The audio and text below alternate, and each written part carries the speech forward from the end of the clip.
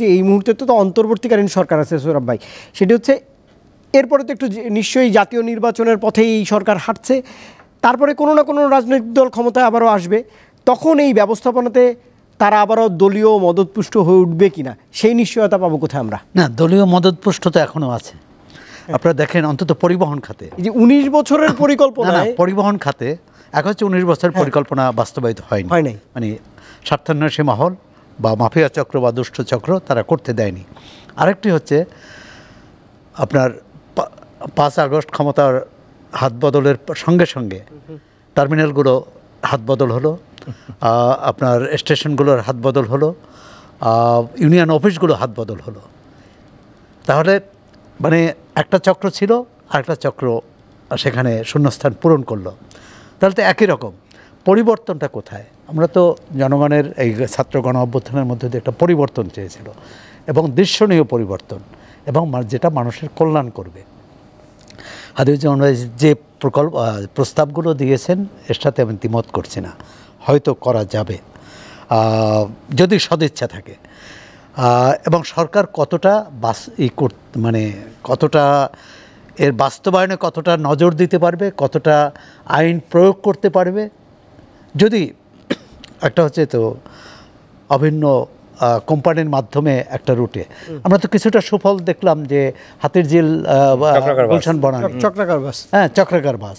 তাহলে ওই রুটে যদি এটা সফল হয়, তাহলে অন্য রুটে সফল হবে না কেন? সুতরাং এটি এবং অন্তর্বর্তী সরকার একটা সুবিধা আছে যে রাজনৈতিক কোনো দায়বদ্ধতা নেই কোনো দলের প্রতি, নেতাকর্মীদের প্রতি, পরিবহন খাতের প্রতি। তো সুতরাং তারা কিন্তু এই উদ্যোগটা নিতে পারে, অন্তত পথ দেখাতে পারে, দ্রুত এই উদ্যোগটা নিতে পারে। দ্বিতীয় হচ্ছে সমস্ত দখলবাজি, চাঁদাবাজি বন্ধ করতে হবে, কারণ এই যানজটের সাথে এটা সম্পর্কিত। আপনি এটা বন্ধ করতে পারলে তাহলে আছে না, যেটা বলছেন যে কোনো প্রকল্প অর্থ ছাড়া, বিনিয়োগ ছাড়া এটা করা যাবে, এটাও বিনিয়োগ ছাড়া করা যাবে, আপনি শুধু বন্ধ করবেন। তৃতীয় হচ্ছে মালিকদের রাজি করাতে হবে যে তারা মানে একক পরিবহনে এটি করবে, না হলে তারা তাদের বিনিয়োগ নিয়ে যেতে পারে।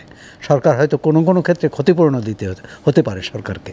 আর দীর্ঘমেয়াদী বা মধ্যমেয়াদী যে পরিকল্পনা, সেটি হচ্ছে 1.5 কোটি বা 2 কোটি যাই বলি, মানুষের ধারণ ক্ষমতা এই ঢাকা শহরের নেই।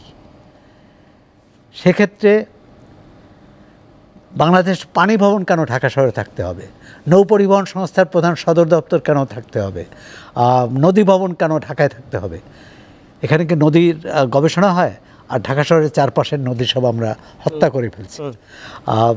এর সঙ্গে যে বিষয়টি যোগ করতে চাই, মানে সরকারকে না, শুধু সরকার কিন্তু সব কিছু করতে পারবে না। আমাদের মধ্যে একটা চিন্তা আছে সরকার এটা করে দেবে। আমি কি করছি? আমি এই কাজে অন্তরায় কিনা? যদি অন্তরায় হয়ে থাকি, আমি যদি বাধা হয়ে থাকি, বাধাটা দূর করতে হয় আমাকেই। আপনি ফুটপাথে তার যানবাহন চলে না, কিন্তু ফুটপাথগুলো কেন আমরা পরিচ্ছন্ন রাখতে পারি না? কেন হাঁটার সুযোগ করতে পারি না? আমরা কেন এই যে পরিকল্পনাগুলো, ধরেন মেট্রো, জানি না যেখানে হাদিউজ্জামান ভাই বলতে পারবেন বা আক্তার ভাই, যে মেট্রো যেভাবে করা হয়েছে, আমরা যদি একটি সার্কুলার করতে পারতাম, তাহলে অনেক বেশি যাত্রী সেটি সুবিধা নিতে পারত। এখন দেখুন এই কারণ বাজার যে রুট দিয়ে মেট্রো আসছে, এর ধরেন 1-1.5 কিলোমিটারের পর্যন্ত মানুষ এর সুবিধাটা পায়, তার বাইরের মানুষ তো পাচ্ছে না। এবং ঢাকা শহরে 1 কিলোমিটারও পায় না, কারণ 1 কিলোমিটার তারপর যাবেন কই? মানে ওই মেট্রো স্টেশন থেকে সে বাসায় যেতে তো তার হেঁটে যেতে হবে, ধরে নিলাম 1 কিলোমিটার হেঁটেই গেলেন, কিন্তু হাঁটার পথ কি আছে? সুতরাং সার্বিকভাবে আমার মনে হয় যে প্রধান উপদেষ্টা চেয়েছেন যে ঢাকার যানজট দূর করতে, এটা একটা স্বল্পমেয়াদী, তাই এই মুহূর্তে যে একটা পরিকল্পনা, মধ্যমেয়াদী পরিকল্পনা এবং দীর্ঘমেয়াদী পরিকল্পনা করতে হবে, যে ঢাকা শহর থেকে অন্তত যদি বলি যে অর্ধেক মানুষ সরিয়ে ফেলতে হবে। সে যে আমাকে সরাতে হয়, আমার প্রস্তুতি থাকতে হবে। এটা হবে না যে আমি সরব না আর সবাই সরবে, মানে আমি প্রতিষ্ঠানগুলোর কথা বলছি। আরেকটি হচ্ছে যে আমরা একটি আধুনিক পরিকল্পিত শহর চাই কিনা। শুধু সড়ক হলেও হবে না, আমাদের ভবনগুলো কিন্তু পরিকল্পিত, আমাদের অন্য যে নাগরিক সুবিধা পাওয়ার কথা, মার্কেটগুলো কি পরিকল্পিত।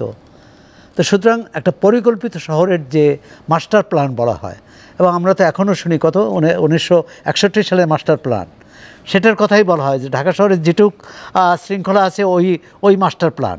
তারপর কেন হলো না?